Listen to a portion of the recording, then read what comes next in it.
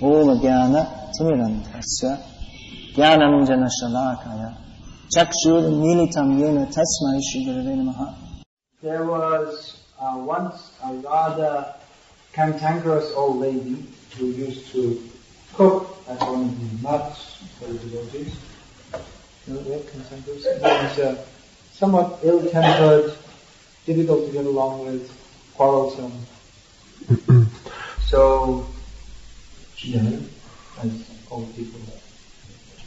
And shortly after that, some of the devotees of the mat were talking about her. And they were all recalling all the different fights they had with her. Then Saraswati Thakur happened to walk in the room when they were talking about it. And he said, well, don't you also remember how she used to cook for you every day? How she very beautifully performed and affectionately performed that service? And they all fell silent. There was at Katak, of course many of these stories I'm telling you are from Katak, a city in Orissa. Because Jyoti Shekhar was from Katak and he joined the mat there, and he had many remembrances from him. So the branch of the Gaudiya mat there is called Satchidananda mat. You just move this harmonium so that the matter doesn't put out people. It's also part of the Lord's paraphernalia, so actually we should not put out people anyway. So,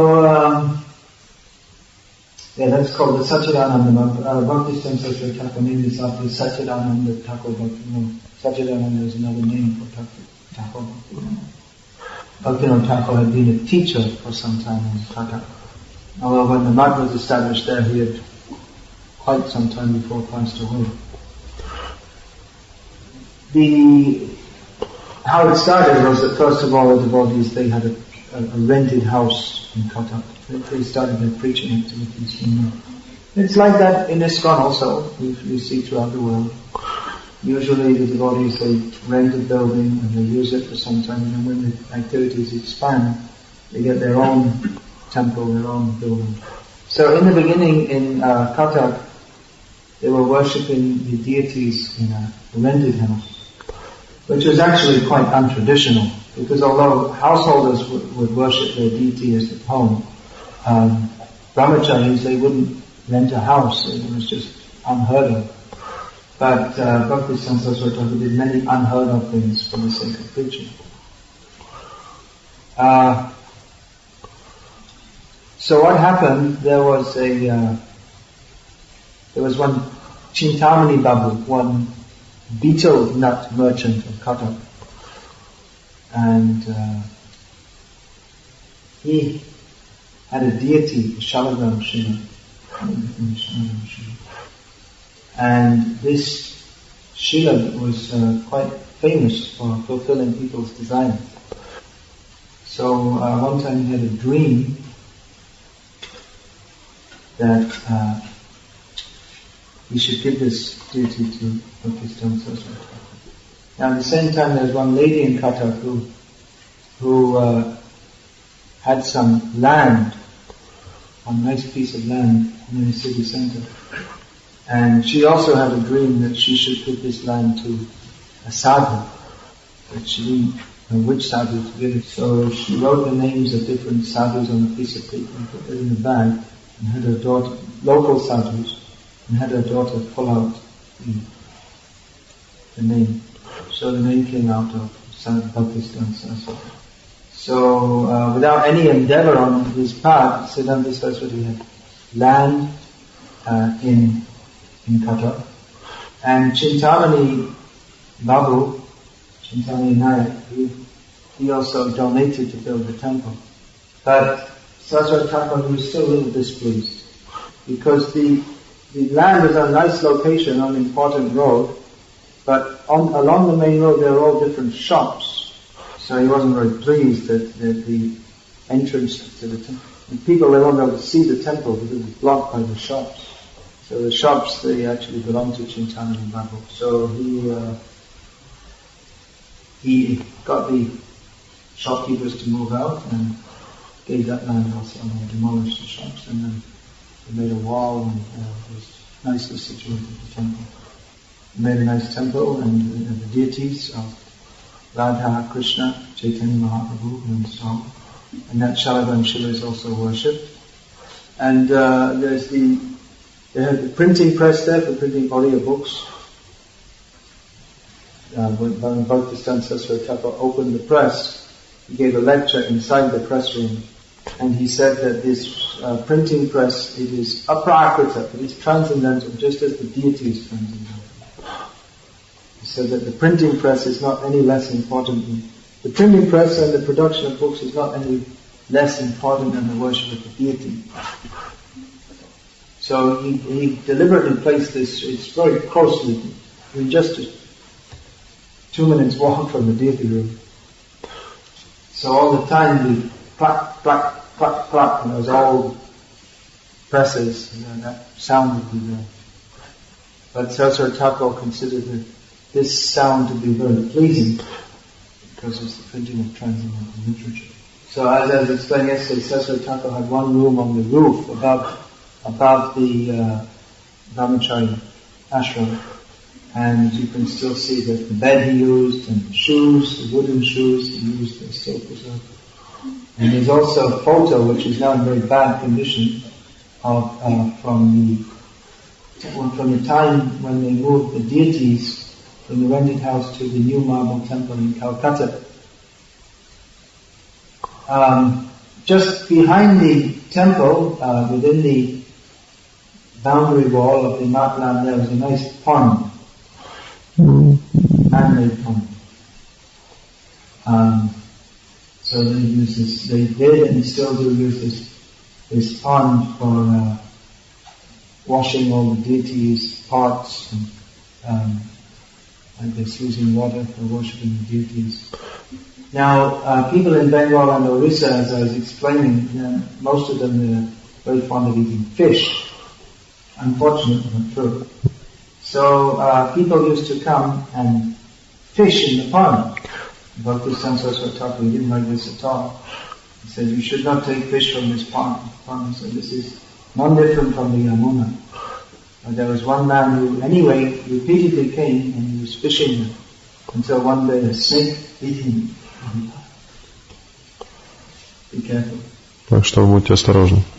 Anyway, we shouldn't perform sinful activities, but if we're specifically warned not to by a great saintly person, then we should be especially careful to heed their warning.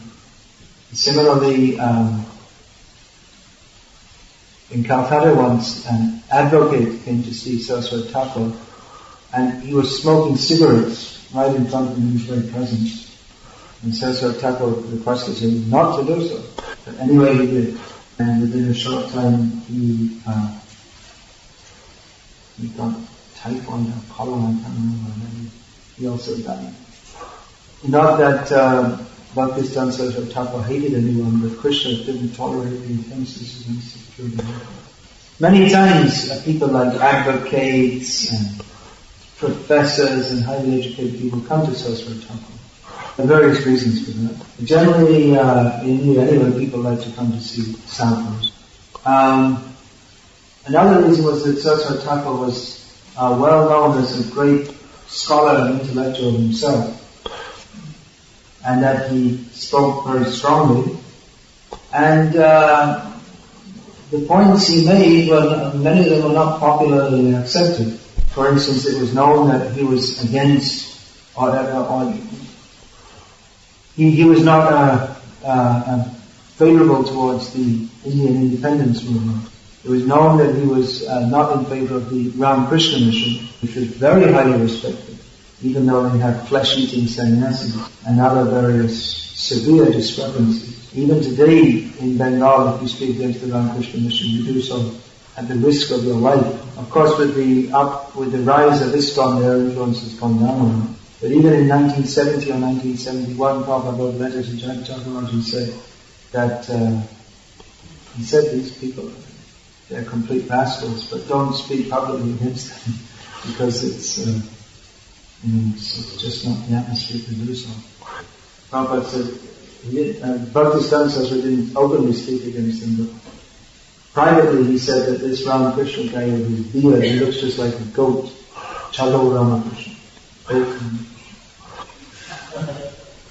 Another person who was very highly respected in Bengal was Rabindranath Tagore, who was, from a material point of view, was a very highly talented poet, and he even won a Nobel Prize for Literature, Dynamite Prize for Literature. So he was very highly regarded, and still is today. But Bhaktisiddhanta Saraswati Thakur used to call all these people boka, which means fools. So once Rabbi Tagore wrote a series of articles in a newspaper under a pseudonym. So Saraswati Thakur replied to all his misconceptions also under a pseudonym. So anyway, many intellectuals used to come to see Saraswati Thakur, especially when he got that prestigious building at the Biography. And many of them came with challenging motive. They were not satisfied with his message. But Saraswati Thakur, he would always defeat people in discussion. Once a group of scholars came to see him, they said, "We have many questions to ask you." So Saraswati Thakur said, "All right." He said, "First you just listen to me." So they agreed. And he spoke for over 2 hours. Then he said, "So what are your questions?" They didn't want to ask any questions. They could understand that there was no use to challenge him, that his depth of understanding was so far superior to them. Their objective, they could understand. Of course, they might not admit it, but they could understand that their objecting was like children's objections compared to him. Alright, this won't be exactly linear discussion, but just as ideas coming in, I'll say. Once a man came to the Gauriya Math and came to join, and usually people who came to join, they were sent to do some menial service, especially washing pots, cleaning out the cow shed and so on. Even if they were very highly qualified materially, that was their first service. Saraswati Thakur repeatedly emphasized that there is no material qualification for devotional service. And although he mostly preached to the more educated class of people, and some very highly educated people joined him, he always emphasized that Krishna cannot be understood simply by one's brain power. Atashi Krishna Namadina Bhagadrahim Sevam Mukhe Jivada Swami. He would repeatedly quote this verse from Narada Pancharatra. I'll get the translation. So actually he had some very highly educated and brilliant followers, some. Many were also simple, uneducated people who were attracted to the principles of purity which he espoused.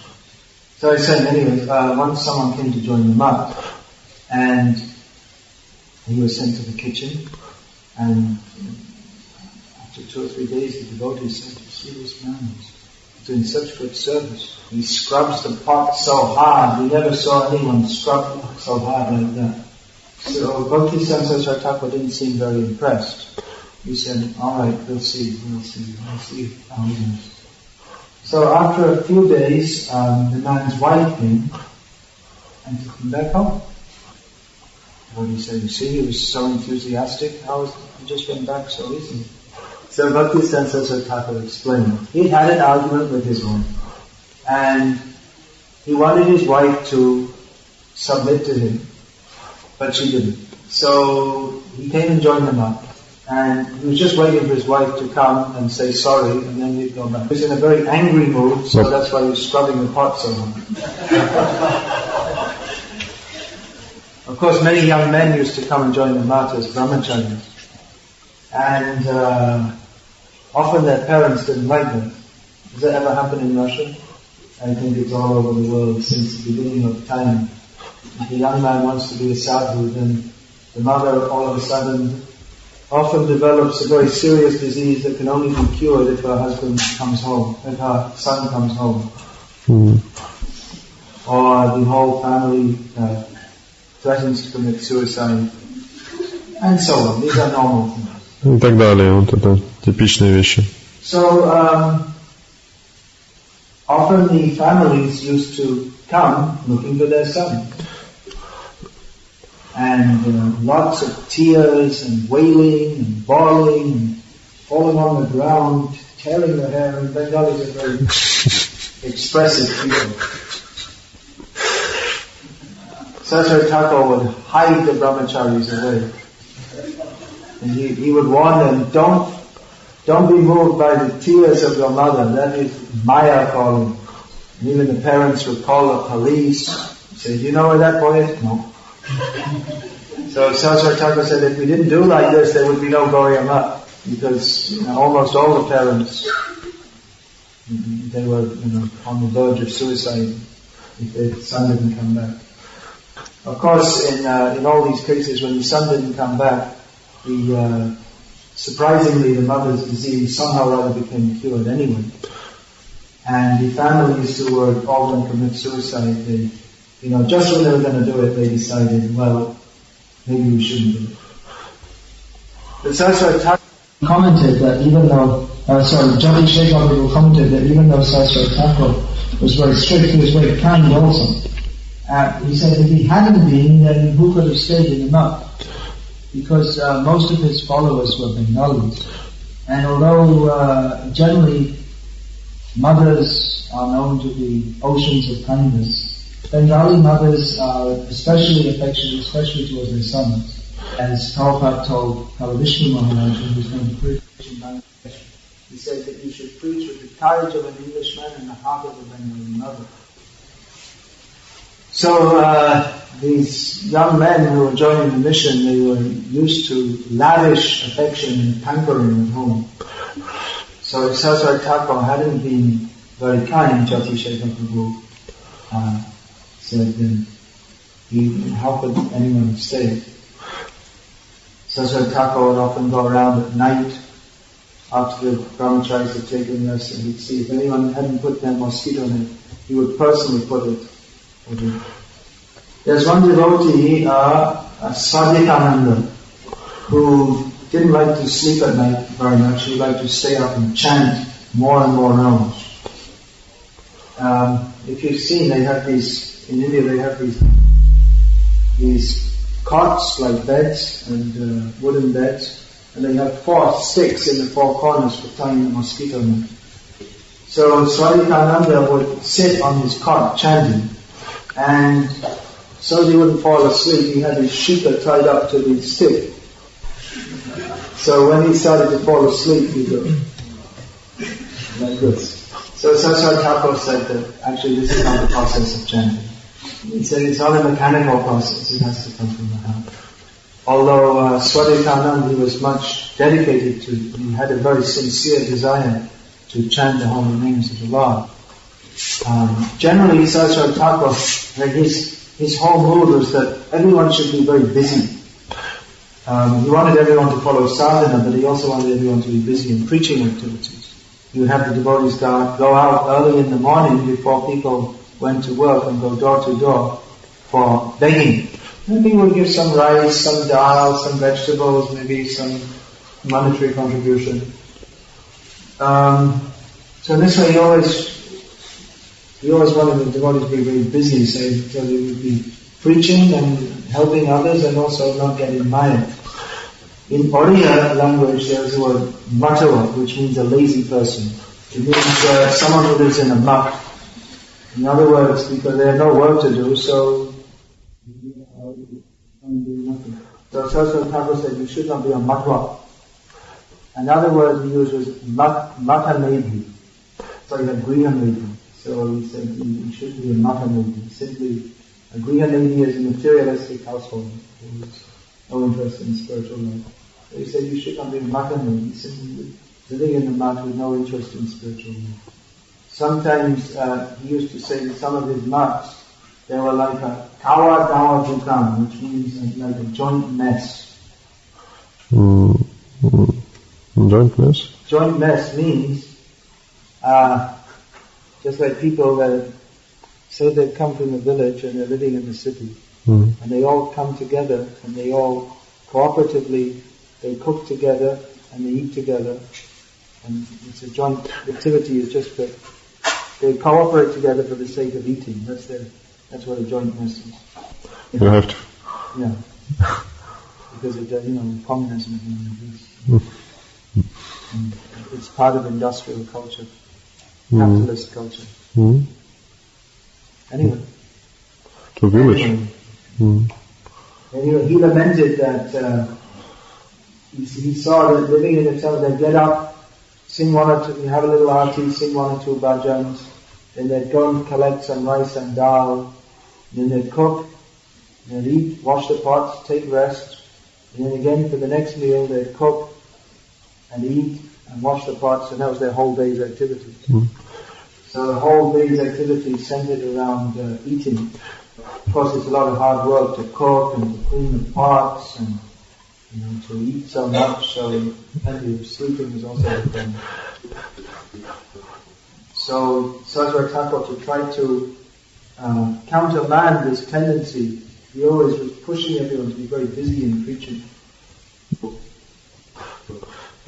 Once he came to the Math in Madras and found that it was in a very bad state of affairs.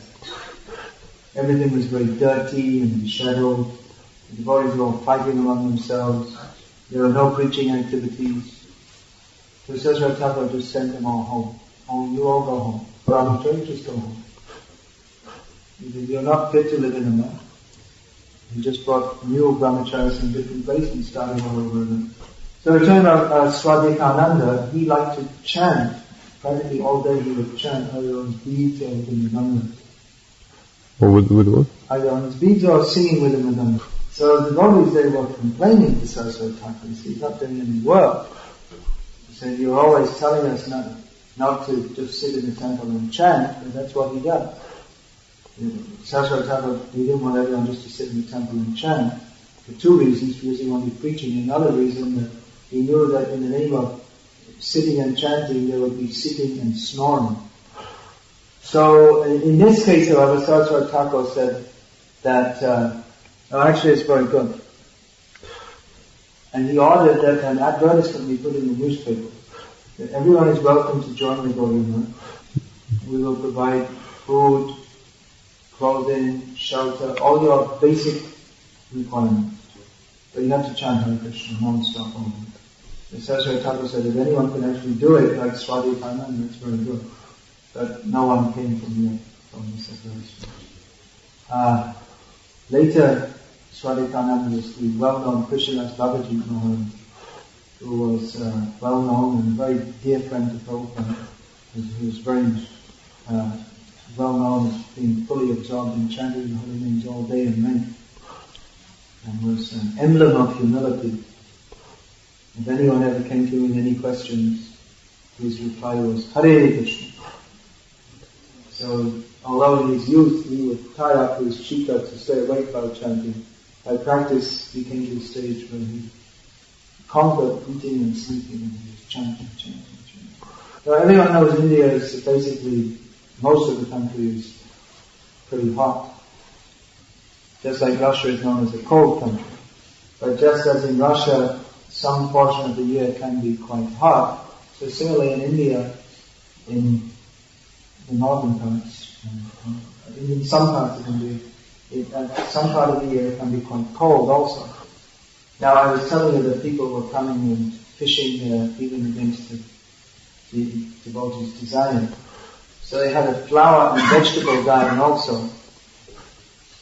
So it was required that someone guard that at night, unless people would come and steal all the flowers and vegetables. Yes, even though it was a temple of the Lord, still there were people who had no scruples about stealing from it. So what they did, they had like a watchman's hat, like a small thatch hut just in the garden, keeping guard at night. So there was one Jagannath brahmachari who used to stay out there at night. And even without warm bedding, he would stay out there in the winter. So he was quite proud of that. But Saraswati Thakur detected this pride in him. And he said that, well, someone else should stay out there now. Saraswati Thakur, and the Jagannath brahmachari said, no, I'm the only one who can stay out in the cold. And Saraswati Thakur said, no, others can do it also. You're not the only one. Saraswati Thakur's main center was at Mayapur, Sri Chaitanya Math. And later the Bhaktisiddhanta Math in Calcutta became equal or in some ways more important. But Saraswati Thakur also had many small maths, several small maths within the whole Navadvip Mandal, the area of Navadvip. So there was one at Mamgachi, which is the modern name of the village, which was previously named Vidyanagar, which was the place of Vrindavan Das Thakur. Now there they had extensive land with gardens and many cows there. So there's a lot of manual labor required. So if any devotee committed some bad offense or did something quite wrong that he shouldn't do, he was sent to Mamgachi to do a little physical service.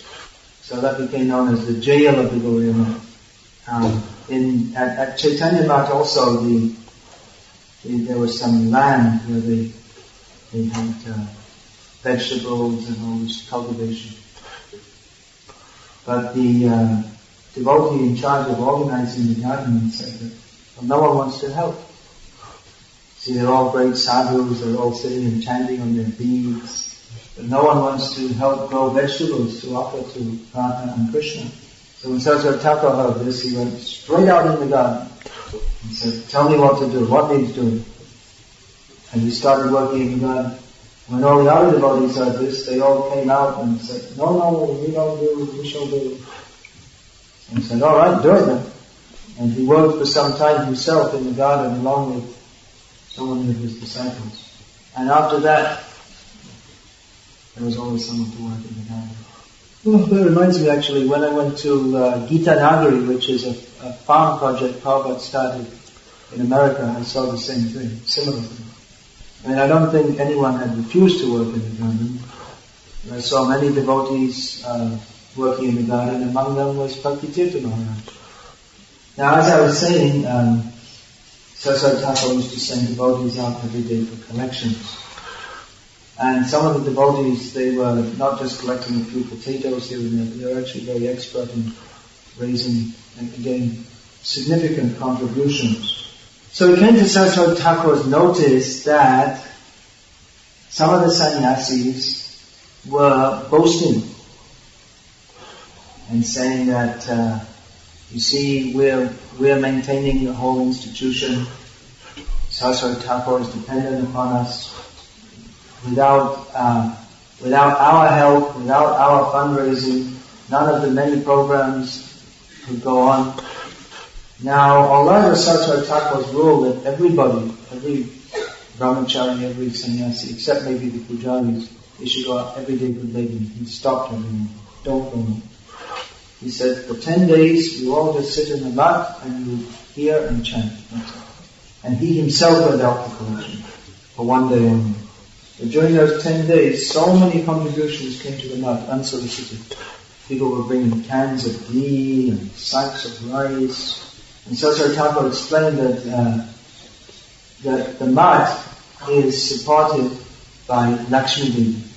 We are allowed to do some service of fundraising or whatever it may be. That's just just Krishna's giving us a chance to serve him. But actually the Lakshmi, she is the consort of Narayan. If she is pleased, then she will give everything. We are not the doers, we are not able to do anything. Saraswati Thakur, he had, it's not exactly clear how many, at least 18 and maybe as many as 23 or 24 sannyas disciples.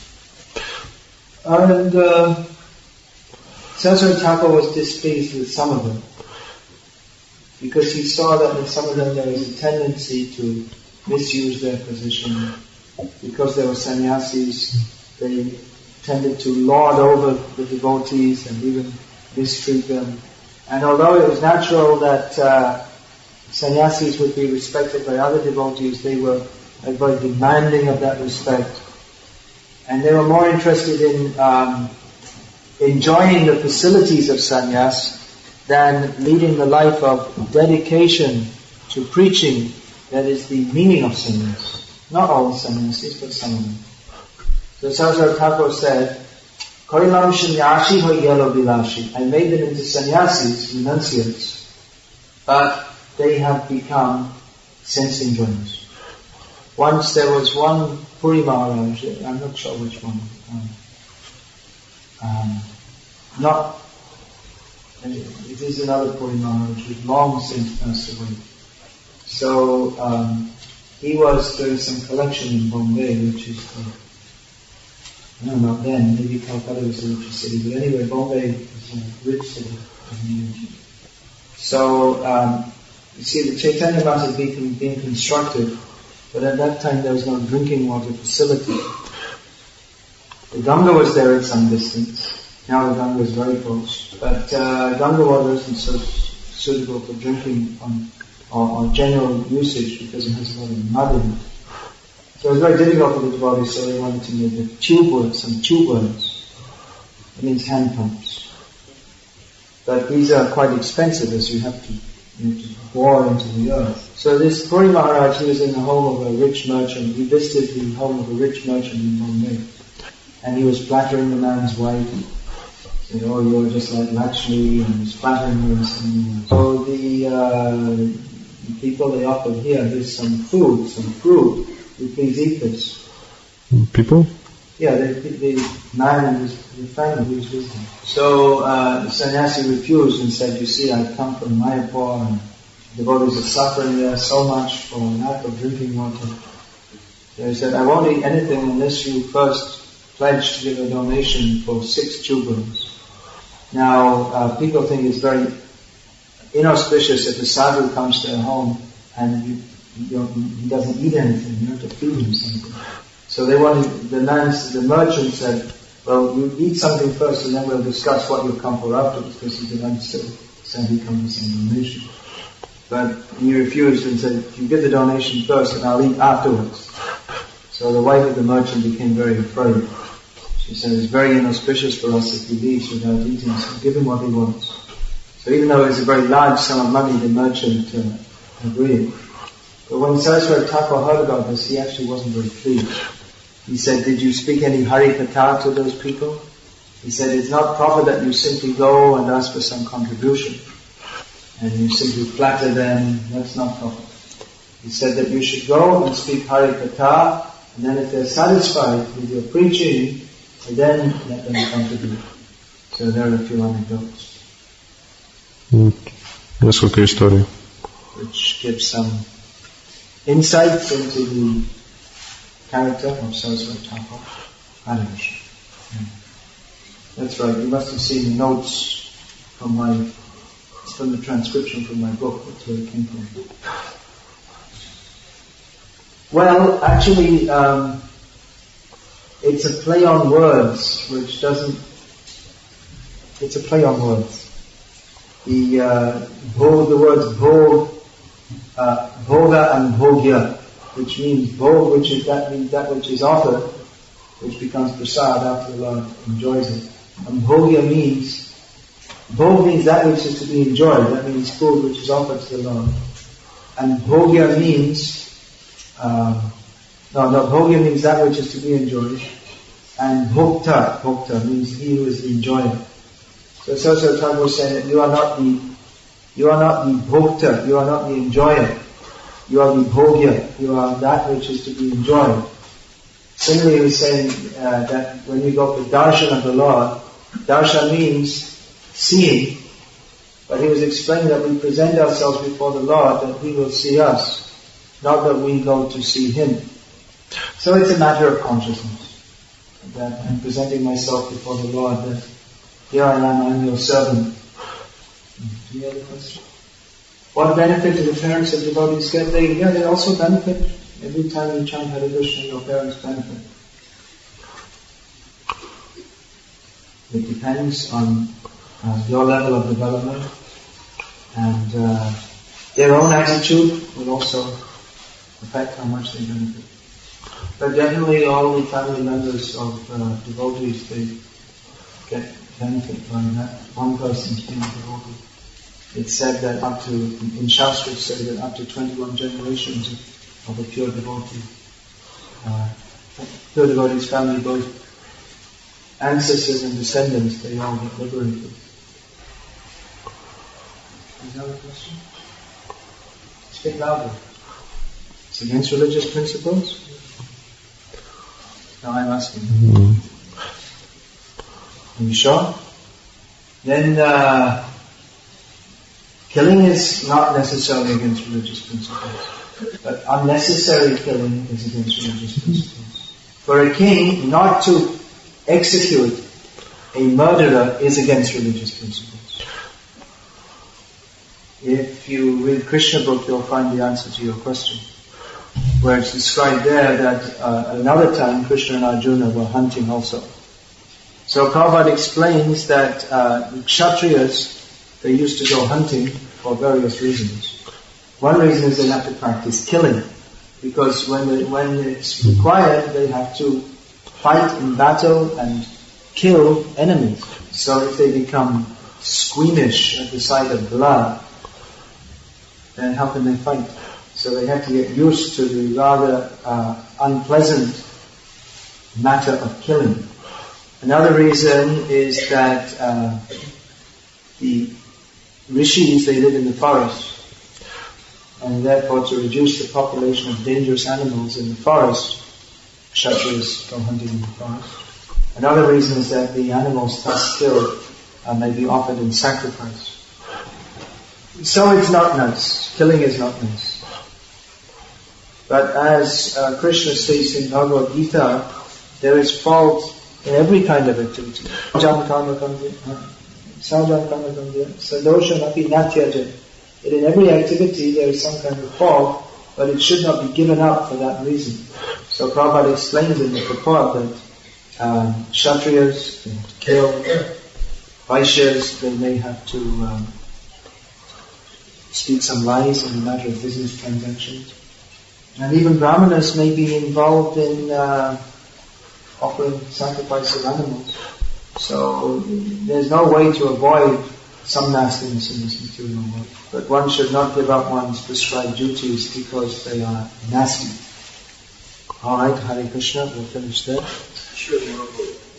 Yes. Well, maybe next year I'll do a questions and answers session. But we have to clear out another seminar. In such persons, faith does not arise in Mahaprasad, in Govinda,